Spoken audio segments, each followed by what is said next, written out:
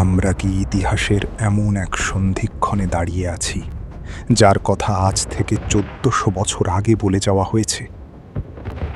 চারপাশে তাকালে আজ কি দেখি? যুদ্ধ, হাহাকার আর এক চরম অনিশ্চয়তা। কিন্তু এই অন্ধকারের মধ্যেই কি লুকিয়ে আছে এক আলোর সংকেত? ফুরাত নদীর পানি কি সত্যিই শুকিয়ে যাচ্ছে? আরবের সেই তপ্ত মরুভূমি কেন আজ হঠাৎ সবুজ হয়ে উঠছে? আজকের এই বিশেষ ভিডিওতে আমরা কোনো গুজব নয়, বরং সাহি হাদিস আর বর্তমান বিশ্ব পরিস্থিতির চুলচেরা বিশ্লেষণ করব, ইনশাআল্লাহ। ইমাম মাহদী কোনো কল্পনাপ্রসূত চরিত্র নন। তিনি হবেন আমাদের প্রিয় নবী মুহাম্মদ সাল্লাল্লাহু আলাইহি ওয়াসাল্লামের পবিত্র বংশধর। হাদিসের ভাষায় তার নাম হবে আমার নামের মতো, তার পিতার নাম হবে আমার পিতার নামের মতো, অর্থাৎ মুহাম্মদ ইবনে আবদুল্লাহ। তার চেহারা হবে উজ্জ্বল, কপাল হবে প্রশস্ত। তিনি যখন আসবেন তখন পৃথিবী ভরে উঠবে জুলুম আর অত্যাচারে, আর তিনি এসে সেই পৃথিবীকে ভরিয়ে দেবেন ন্যায় আর ইনসাফে, ঠিক যেমনটি একসময় ছিল। আসুন এবার নজর দিই বর্তমান বিশ্বের দিকে। ১. আরবের সবুজায়ন। মরুভূমির বুকে ঘাস আর ফুল ফোটা কি নিছক জলবায়ু পরিবর্তন, নাকি নবীজির সেই ভবিষ্যৎবাণী? ২. ফুরাত নদী। স্যাটেলাইট ইমেজ বলছে এই নদীর পানি ঐতিহাসিক স্তরে নেমে এসেছে।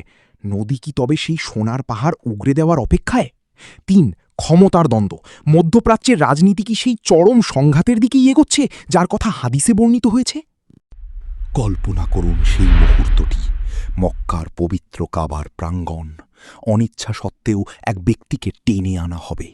মাকামে ইব্রাহিম আর রুকুনের মাঝখানে ৭ জন আলেম তার হাতে বায়াত নেবেন। কিন্তু শত্রু কি বসে থাকবে?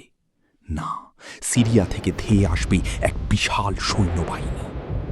কিন্তু মক্কা আর মদিনার মাঝখানের সেই মরুভূমি হঠাৎ যেন হাঁ করে গিলে ফেলবে সেই পুরো বাহিনীকে।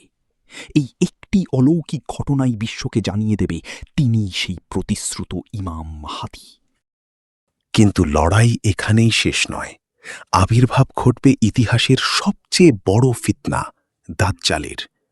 পৃথিবী যখন দিশেহারা, ঠিক তখনই দামেস্কের সাদা মিনারের ওপর ২ জন ফেরেশতার কাঁধে হাত রেখে নেমে আসবেন হযরত ঈসা আলাইহিসসালাম।